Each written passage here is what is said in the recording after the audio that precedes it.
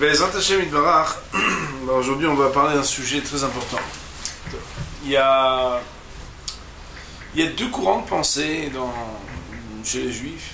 Il y en a qui pensent que la foi, soit tu l'as, soit tu l'as pas. Soit tu la reçois, mais voilà, on t'a éduqué avec la Emouna, qu'Akadosh Baruch Hu, il est là, omniprésent, omnipotent. Soit tu l'as pas.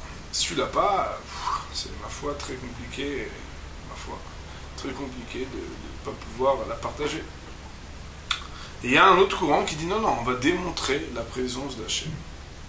On va faire des séminaires, on va démontrer par des guématriotes, on va faire toutes sortes de références pour expliquer que la science sans conscience n'est que toutes sortes de choses qu'on va essayer de se dire que tu le veuilles ou non, tu es obligé de croire. Et ben c'est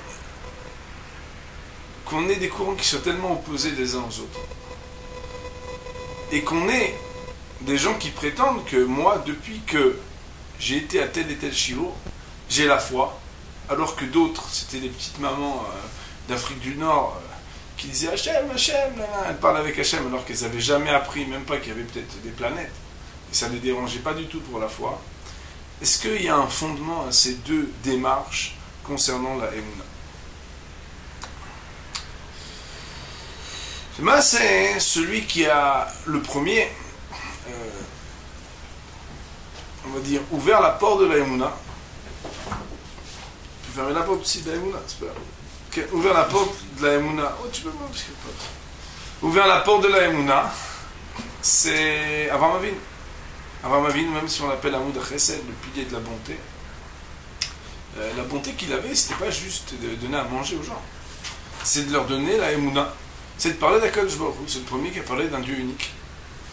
Et bon, ce qui est impensable et inouï, c'est qu'il descendait de Terah.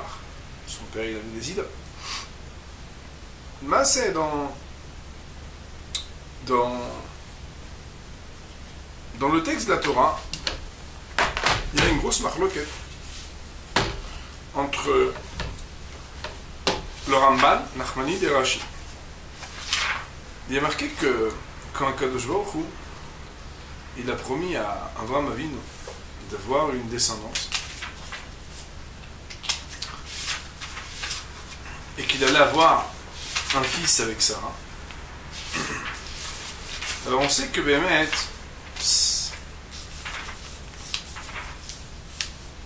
Avraham Avinu, Akadosh Baruch Hu, il l'a fait sortir à l'extérieur, comme c'est marqué dans les versets. Vous connaissez ces versets, non? Il y a marqué,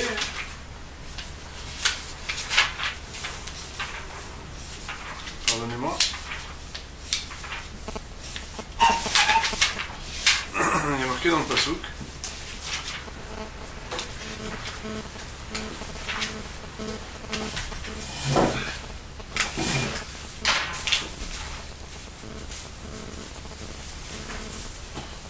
Passouk, qu'Akadosh Baruch Hu va yotze oto achutza. Il a fait sortir dehors Avraham Avinu.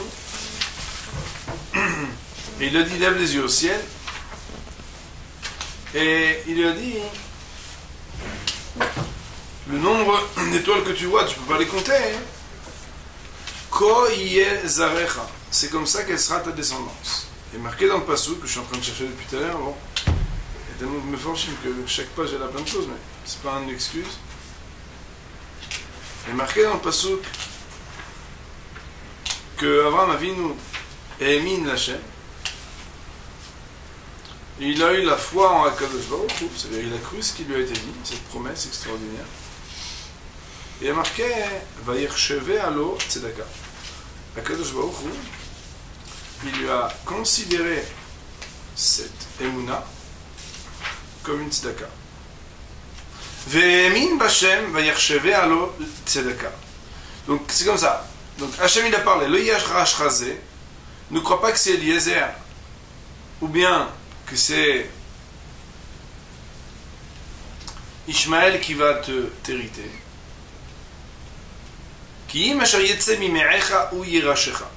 C'est celui qui va, entre guillemets, sortir de tes entrailles, c'est-à-dire celui que tu auras avec Sarah, qui t'héritera. Il a fait sortir à l'extérieur. Regarde donc les cieux. C'est ça ta descendance.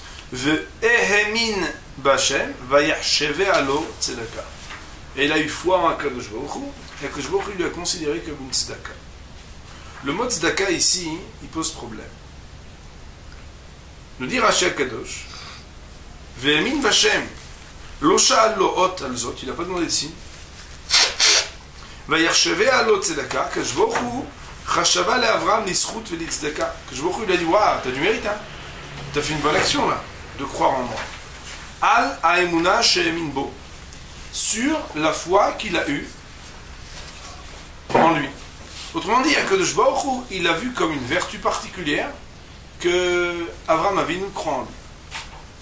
De mettre le Ramban à la Makom, il demande, il dit, mais je ne comprends pas. Il dit, Piresh Rashi, que Akadosh Baruch Hu chashav lo tzedaka ou zchut ala emuna she'emin bo. Il y a marqué dans Rashi que c'est comme une tzedaka et un zchut particulier de voir une foi en Hachem. Il lui dit, Ani mevin, ma zchut azot, c'est quoi ce mérite particulier? Lama lo yamin be'elokei amen. Pourquoi est-ce qu'il ne veut pas avoir foi en un Dieu fiable? Veu hanavi be'atzmo, c'est lui qui était le prophète, qui portait la parole d'Hachem. Veloish el vichazeh. Comment un homme pieux va pouvoir ne pas avoir foi en celui en qui il a toujours eu foi? Ou mi she'emin lishrot et beno hayachid, celui qui a eu foi en Akadosh Baruch Hu au point d'être capable d'égorger son propre fils. Ahahuv, unique et aimé. Ou sh'ar anisyonot, et toutes les autres épreuves. Ech lo yamin bibsora tova. Comment ne viendrait-il pas à croire à une bonne nouvelle? Le Ramban, Nachmani.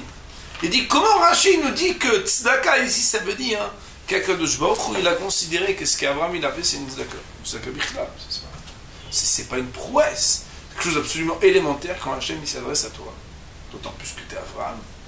Mais quand il s'adresse à toi pour charcuter ton fils, tu as foi en lui pour aller y aller. Ah, là-bas on ne dit pas l'Erchevé à l'autre tzedaka. Mais quand il s'agit de dire tu vas avoir une descendance, avec des enfants, etc., alors quoi? Là c'est tzedaka.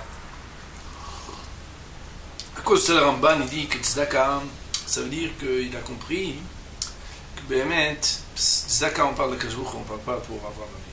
C'est quoi? C'est qu'en réalité, on veut expliquer que parfois, les promesses qui sont faites, elles dépendent des mérites. Là, il a été promis d'une manière que Béhémet, Chaz v'Shalom, même si Avram n'avait pas été méritant, alors il aurait quand même eu une longue descendance. On voit en tout cas qu'il y a ici une machloket, une discussion à savoir entre Rashi et le Ramban. Est-ce que la émouna dont on parle ici, c'est une émouna qui est tzedaka, c'est-à-dire quelque chose de vertueux mais en plus, ou est-ce que la émouna, c'est quelque chose qui est élémentaire, makara, quoi. Mais tzedaka, est-ce qu'on va dire que c'est tzedaka, quelqu'un il a la émouna? Non, c'est pas une prouesse, c'est rien du tout, c'est normal, surtout pour Abraham Avinu. Dans le Rambam, dans les lois d'Avodah Zarah, il y a marqué l'histoire de ce qui a permis aux hommes de s'écarter de l'idolâtrie. Et là-bas, il y a marqué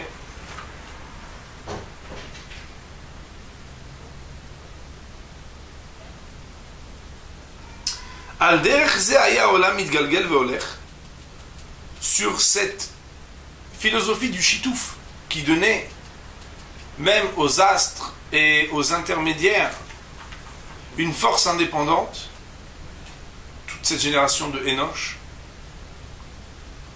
le monde avançait ad shenolad amudo shel ha'olam shu Avram Avinu, jusqu'à ce que le pilier du monde soit créé, né et qui s'appelait Avram Avinu.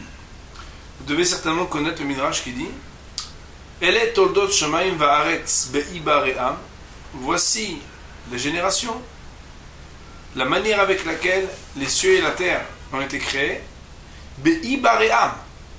Et la Gemara, le Midrash de nous dire Al tikre be'ibare'am et là be'avraham. Ne lis pas be'ibare'am et là be'avraham. Avraham, sous-entendu que la création tout entière se justifie à partir du moment où Avraham naît. comme s'il venait parfaire ce que spirituellement il manquait dans ce bas monde. Pourquoi? Parce que lui, il a introduit et partagé autour de lui ce qu'on appelle la Emouna. Nous dit le Rambam dans la Halakha Gimel. Il y a dans le Rambam, donc Perek Aleph Halakha Gimel de Nitchot Avodah Zara, il est marqué Kevan Shenigmal etan ze. À partir du moment où il a été sevré, et là je peux rien faire l'expliquer, c'est à partir du moment où il avait déjà 2 ans et quelque chose. Il trille les chotet bedarto. Il commençait à observer, à voir. Veu katan, et pourtant il était enfant. Velarchov bayom balayla, à s'interpeller de certaines choses. Veyatame aach efshar sheyagalgal hazeh noeg tamid velo yeh lo manig, umi yesovev oto. Il se demandait, mais c'est bizarre quand même, parce qu'il y a ça, mais il y a quoi, il y a personne qui écrit. Bizarre. Puis il y a le soleil, puis il y a la lune, et puis il y a ceci, et puis il y a cela. Les filles chez Efshar chez Sovev atzmo, c'est pas possible que ça tourne tout seul. Velo ayalo lo melamed, velo modi adavar. Et il n'y avait personne qui lui enseignait, personne qui lui faisait savoir quoi que ce soit. Et la mouchka, mais il était littéralement enfoncé, Beur Kasdim, dans un lieu qui était Ur Kasdim, Ben Avdei Avodah Zara, à Tipshim, au sein et entouré des idolâtres, Tipshim, des sots. Ve'avi ve'imo ve'chol ha'am ovdim Avodah Zara. Et tous ses parents, sa famille faisaient Avodah Zara.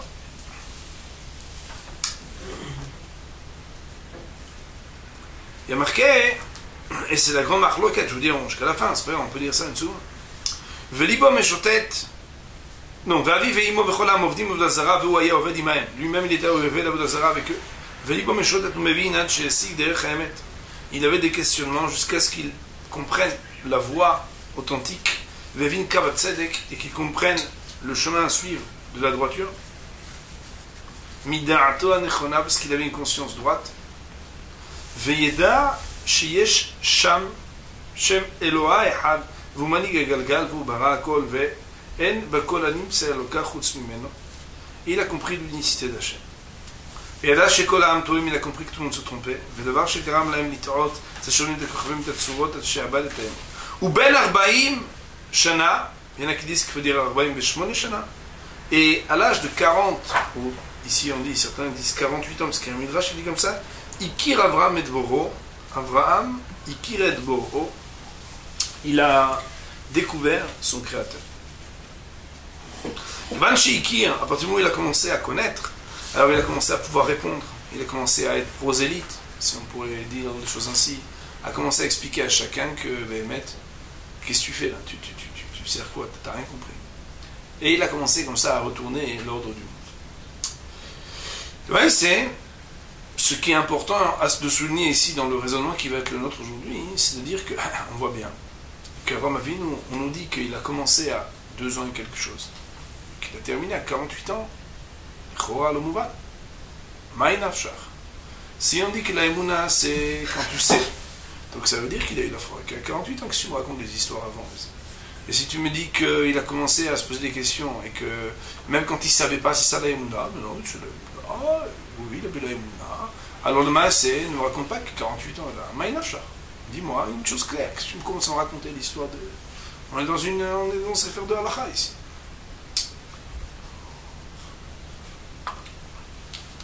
En vraie vérité, le Rav Dessler, il explique pas là-dessus, mais nous on va essayer de dire comme ça, hein, qu'en réalité la Emouna, elle se propose à chacun, mais elle n'est pas de la même manière à la disposition de chacun. Ça veut dire quoi? Si quelqu'un, pour la première fois de sa vie, il voit une montre Tissot transparente. Moi, quand j'étais plus jeune, j'avais une Tissot transparente. On voyait un moteur assez complexe. Nous dit le Rav Dessler,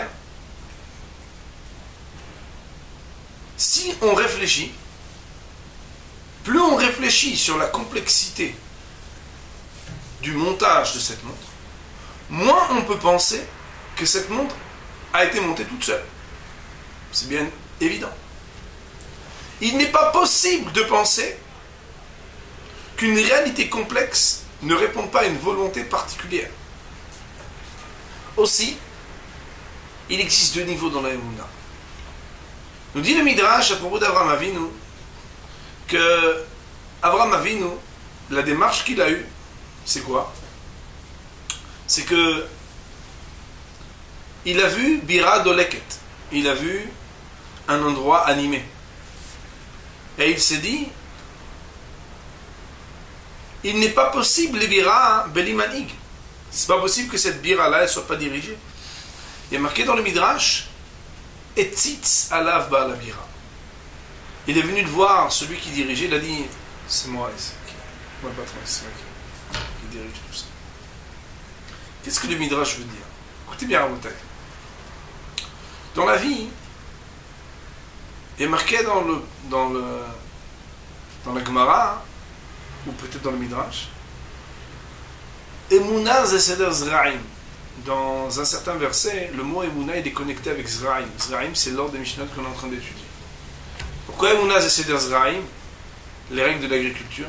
Parce que la Emouna, c'est celle de celui qui plante sans savoir si ça va pousser. La Emouna, c'est quelqu'un qui plante, il arrose, des fois il n'y a rien, des fois il y a rien pendant 2 semaines, des fois il y a rien pendant 1 mois. Pitom, il sort quelque chose. Si cette personne-là n'avait pas la Emouna, il n'aurait jamais planté. Ah, mais il y a l'expérience des autres, mais il y a sa propre expérience. C'est que des fois, là, ça pousse vite, et là, ça pousse pas vite. Il y a une certaine Emouna. Nous allons expliquer qu'il y a 2 niveaux dans la Emouna.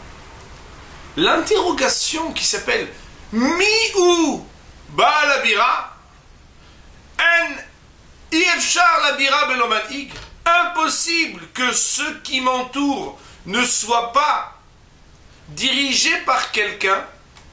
Ça, c'est le niveau de la Emouna que tout le monde peut avoir. Il n'est pas possible, quand quelqu'un est bardat, de pouvoir réfléchir sur la réalité sans se poser la question. Se poser la question, Ifshar le bira belomani. Comment est-il possible qu'une réalité dans laquelle nous évoluons, que ce soit celle de la biologie, de la physiologie, ou tout simplement du monde physique dans lequel nous évoluons, il n'est pas possible le bira belomanig, que cette bira-là soit sans manig. Ce premier niveau-là, n'importe qui peut l'avoir. Par contre, on sait que le mot Elohim, il peut aussi être utilisé pour des divinités. Elohim Aharim. C'est quoi le mot Elohim? Il est composé de 2 mots. Mi et le. Mi et le, c'est Elohim. Le Navi nous dit, c'est où lever les yeux au ciel, ou où mi bara ele. Et regardez qui bara ele. Ne pas s'interroger sur qui a créé ce que l'on voit, ça c'est quelque chose qui fait que c'est une question que n'importe qui doit se poser. Il n'est pas possible d'évoluer dans la vie sans se poser les questions de ce qui nous est proposé. Ça c'est un niveau élémentaire, c'est le niveau syndical. Quelle est la réponse que l'on peut ou que l'on doit apporter à cette question? Ça c'est un autre dossier. Il y a un niveau qui n'est pas de tzedaka dans la Emouna. Il y a un niveau que tu n'as rien fait de spécial. Ouais, tu es un grand Mahamine. Mais non, mais je suis pas un Mahamine. Tu crois quoi? Tu crois que le corps humain s'appelle quelque chose qui s'est fait par quoi? Par le fait quoi que des singes sont devenus des... Et le singe lui-même, d'où il vient, d'où va? Chaque chose qui nous est proposée, la complexité d'une flore, la complexité d'une faune, n'importe quoi interpelle sur le mi et les. Seulement, cette question-là, il y a différentes manières d'y répondre. Ça veut dire que quelque part, le premier niveau de la foi, c'est le questionnement. Celui qui ne se questionne pas, ma foi, il n'ira nulle part. Ce premier niveau, c'est l'amorce. C'est l'amorce d'Abraham qui déjà après 2 ans commence à regarder que quand il jette quelque chose, ça tombe.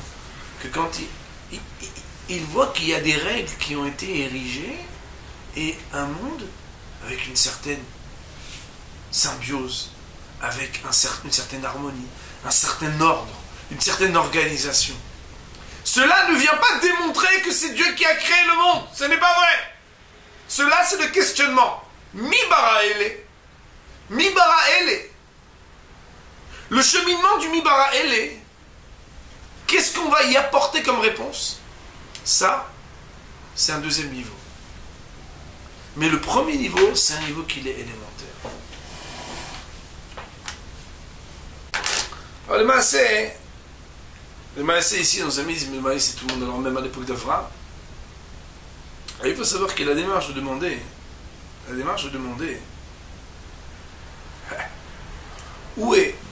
qui est Akadosh Baruch Hu? C'est quoi la Avodah Zara? La Avodah Zara, c'est une déviance de ce qui aurait dû être la foi en un Dieu unique vers des forces qui ne sont pas le Dieu unique. Ça veut dire que quelque part, la Avodah Zara, c'est pas l'attitude d'imbéciles et sots qui n'ont jamais réfléchi sur la vie. Pas du tout. La Avodah Zara, c'est des personnes qui se sont posé la question, mais qui a cette question de se dire, mais Ifshar, le Bira Belomani, Mi ou Baal Abira, ils ont donné comme réponse, le Baal Abira, c'est telle et telle idole, et telle et telle idole. Quelle est leur erreur et qu'est-ce qui fait la différence entre le peuple d'Israël, la Emouna d'Avraham Avinu et leur idée d'Avodah Zara? Alors il faut savoir que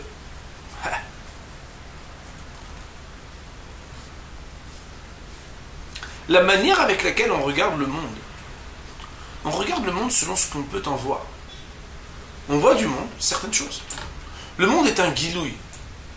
Le monde est un guilouille d'une volonté. Chaque chose, même dans une concrétude finie, même si ça n'existe pas vraiment, la concrétude finie, on est en train de voir que chaque chose est composée d'atomes, et l'atome c'est quelque part une sorte d'énergie infinie, mais en tout cas, même dans quelque chose qui est une concrétude finie, il y a une volonté. Je vais donner un exemple à vous. Cette table, elle a quelque part une réalité qui se propose à moi. Une réalité finie avec des dimensions, en 3 dimensions, et une fonction, une nature, toutes sortes de choses. Un aspect qui peut changer. Cette table-là, elle est quoi? Elle a été montée, elle a été coupée. À l'origine, c'était un arbre. On va pas faire tout le travail de mais qu'est-ce qui s'est passé? C'est qu'à la fin, voilà où on en est. Si on demande mi bara ele, on peut avancer. Mais on va avancer jusqu'où? On va dire, bon, c'est qui la dernière personne qui s'est occupée de ça? C'est un rabbin qui est venu, qui a monté 12 vis de chaque côté, donc 24 vis par truc. Il a fait que ça soit pliable. Et puis voilà, il a été mis là pour une fonction de... Mais avant ça, il y a un bonhomme qui s'appelle Chaim, l'ébéniste, qui a coupé la planche. Et avant ça, il y a un bonhomme certainement qui s'est occupé de prendre le bois qui était sur l'arbre et de le changer pour... Et avant ça, il y avait là... Il y a un moment où la question est une question dont la réponse, elle me dépasse. Elle me dépasse. Pourquoi cet arbre est là? Ça me dépasse. Pour une table, la question, elle est un peu loin. Pour une montre, la question, elle est encore plus loin. Parce que, qui a fait la pièce, qui est truc là. Mais il y a un moment où on arrive à la voie sans issue de dire, bon, mais ce métal, truc là, mais c'est... Et d'où cela vient? Ah, je sais pas d'où ça vient, ça. Pourquoi c'est là? Je sais pas. Ce questionnement-là, de 2 choses l'une, soit j'accepte que la réponse à cette question me dépasse, soit je pense que non. En tant qu'être intelligent, puisque j'ai posé la question, je dois être en mesure d'y apporter une réponse intelligible, simple, et dans le monde dans lequel j'évolue. Autrement dit, là où je m'arrête, là où je m'arrête avec la question, puisque l'arbre est là, je ne sais pas pourquoi, l'arbre est un dieu, Machoukazé. Ou en tout cas, il est une force qui puisque la question, je me la pose à ce niveau-ci, eh bien, je ne peux pas reconnaître que cette question-là me donne les limites que j'ai une question sans réponse. Alors quoi? Alors j'y apporte une réponse à mon niveau à moi. La Emouna d'Avraham Avinu, elle a été extraordinaire. Pourquoi? Parce qu'elle a amené à comprendre que dans le questionnement, il y a un niveau de questionnement auquel je me confronte aux limites de ce que je suis. Il y a des questions auxquelles je n'ai pas de réponse. Qu'est-ce que ça veut dire? C'est que la nature de la réponse me dépasse. Comment elle me dépasse? Moi? Quel toi? C'est une question. Tu ne sais pas d'où vient ceci, d'où vient cela. Ben, vous savez comment on répond aux enfants des écoles religieuses? Et pourquoi? À la fin, il y a toujours le même mot qui vient. C'est Hachem qui a décidé. Aïe. Ouais, c'est trop facile, hein. Franchement, vous êtes nuls. Vous savez pas répondre. Donc vous dites Hachem. Mais non, cher juif! Tu vas répondre quoi? Il y en a qui ont demandé pendant la Shoah où était Dieu. Qu'est-ce qu'ils ont répondu? Je ne vais pas dire qui est quand, mais les Maaseh, ils ont dit quoi? Ils ont préféré dire que Dieu était mort, plutôt que dire que je ne sais pas où il était, mais la réponse existe. Mais elle me dépasse. Dire qu'il y a une réponse, mais qu'elle me dépasse, pour un homme, c'est quelque chose qui... Qu'est-ce qui fait un homme qui fait Avodah Zara? Avodah Zara, c'est que lui-même, il se met au niveau des dieux. Il ne peut pas penser qu'il existe dans une réalité qui est un tzimtzum, qui est une limitation d'autre chose de beaucoup plus haut. Chaque fois qu'il a une question, la réponse doit être apportée dans le référentiel dans lequel il évolue. C'est ça la grande différence entre un Ma'amin et un Oved Avodah Zara. Rabotai, dans les Sfarim Akdoshim, il y a marqué que là où le Sechel s'arrête, la Emouna commence. Le système Sechel Emouna, entendement foi, est proportionnel à l'évolution d'un homme et à son niveau de conscience. Cela veut dire que un enfant qui a une sorte de Emunat Mima, c'est relatif à son niveau de développement et de Sechel. Plus un homme en connaît, plus son niveau de Emouna va commencer plus haut. Mais en réalité, Moraï Verabotai, quand quelqu'un ne connaît pas grand-chose, on ne sait pas de la Emouna qu'il peut avoir. Mais on n'a pas à moins s'épater de la Emouna de quelqu'un qui connaît énormément de choses sur la vie et qui, malgré tout, là où il s'arrête, il se dit « Ah, ça, je sais pas répondre. » Le Mibara Ele, ce questionnement de son existence, ne l'empêche pas, malgré sa hauteur, de dire « Il y a un Ratson qui me dépasse. » J'ai une question. Mibara Ele. Je ne sais pas répondre à cette question. Alors quoi? Alors, j'en suis là. Pour l'instant, je ne peux répondre que dans ce qui ne me rend pas limité dans ma asaga, dans ma compréhension des choses. C'est la raison pour laquelle, quand on me dit qu'à 2 ans, il a commencé à se poser des questions, et qu'à 48 ans, Ikir et Bor'o, il y a eu, pour la première fois dans l'histoire de l'humanité, un Akadosh Baruch Hu, Akadosh Baruch Hu qui lui a dit, je vais me révéler à toi. Vayera elav. Ad mekom shechem ad elone mamre. Akadosh Baruch Hu se révèle. Se révèle, ça veut dire quoi, se révèle? C'est qu'il fallait qu'il puisse y avoir, même dans un questionnement, puisque, vous comprenez bien, mon révérend Boutek, quand on parle que Akadosh Baruch Hu Vayera, il a été vu. On ne peut pas parler d'une vision globale d'un être qui est infini. On ne parle que d'un gilouï. C'est que le Mahalar de la Emouna, désormais, est entamé. C'est quoi le Mahalar de la Emouna? C'est quoi le procédé de la Emouna? Le procédé de la Emouna, c'est que je me questionne, et là où ma question s'arrête, ma foi commence.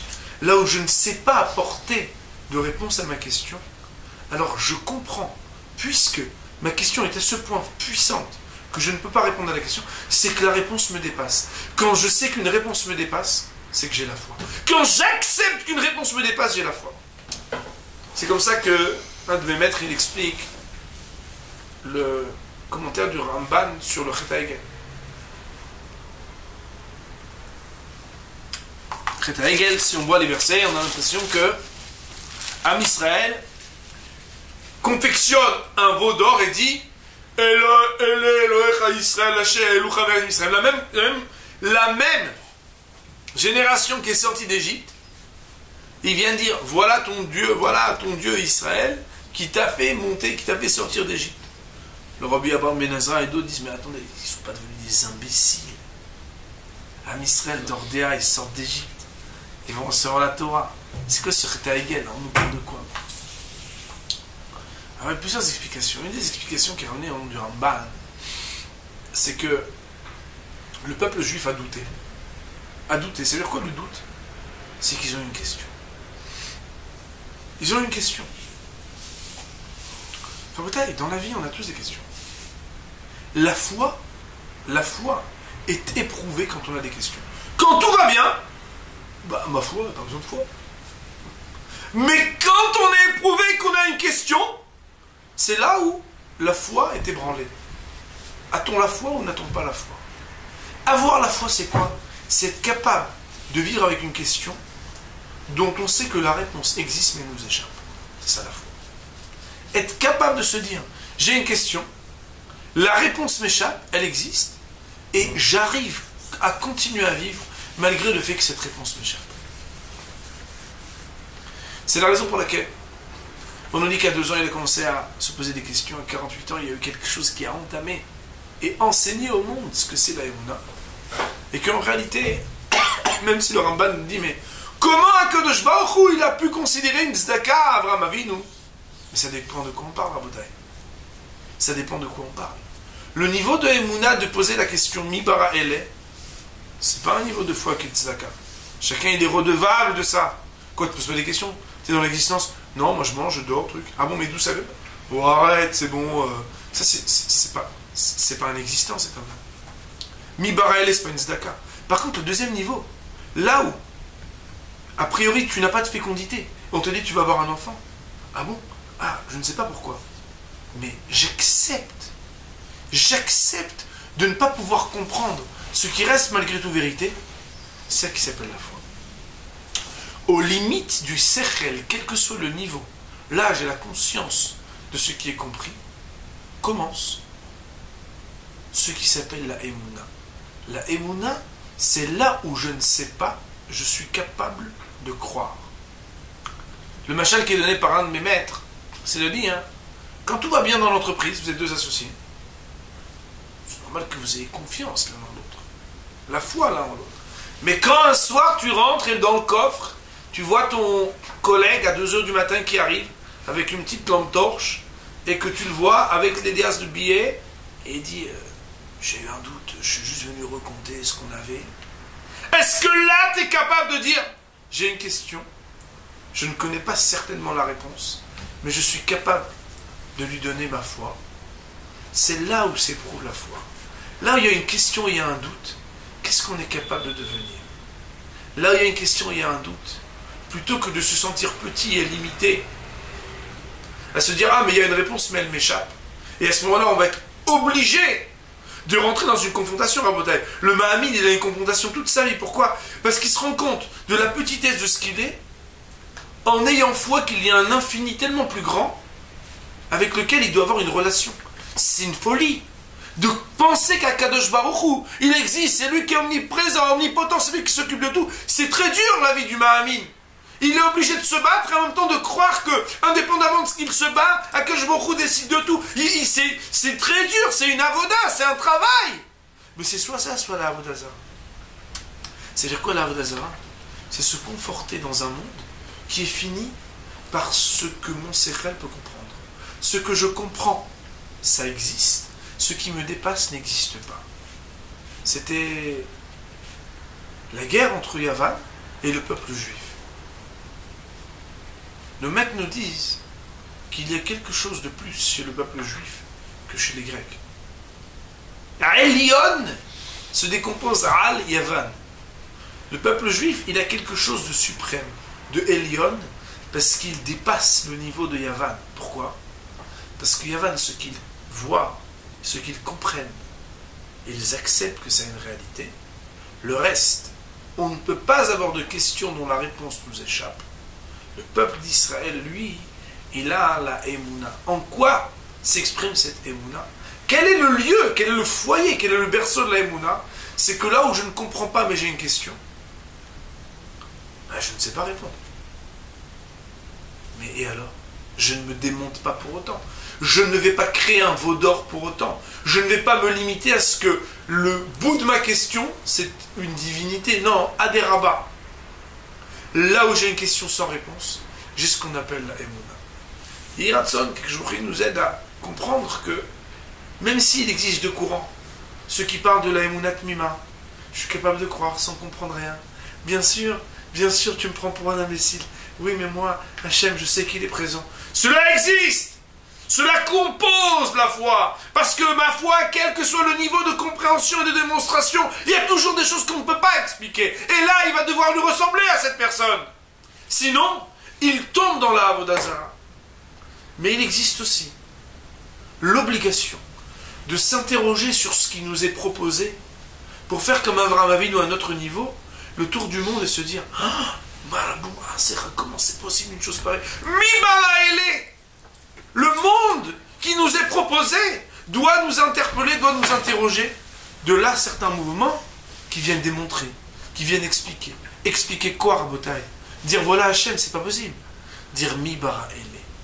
Interrogeons-nous à comprendre qu'il y a ici un creux, qu'il y a ici une question, qu'il y a ici un ratson suprême qui veut ce que l'on voit, de par la complexité, la hauteur, la profondeur de ce qui nous est proposé. C'est la raison pour laquelle, d'après Rashi Akadosh, tout simplement Akadosh Baruch Hu, quand on dit qu'il est considéré comme une tzedaka, parce qu'ici il était question de quelque chose qui relevait de la foi, mais pas du premier niveau de la foi, pas de la foi mibara ele, d'une réponse qui n'aurait pu être apportée que par Akadosh Baruch Hu, en acceptant que, même si je ne comprends pas dans la vie dans laquelle je me trouve, comment je vais pouvoir me sortir de ce qu'Akadosh Baruch Hu me promet, cette Yeshua, je l'accepte quand même. Vayarcheve alo tzedaka. Baruch Adonai la'olam. Amen.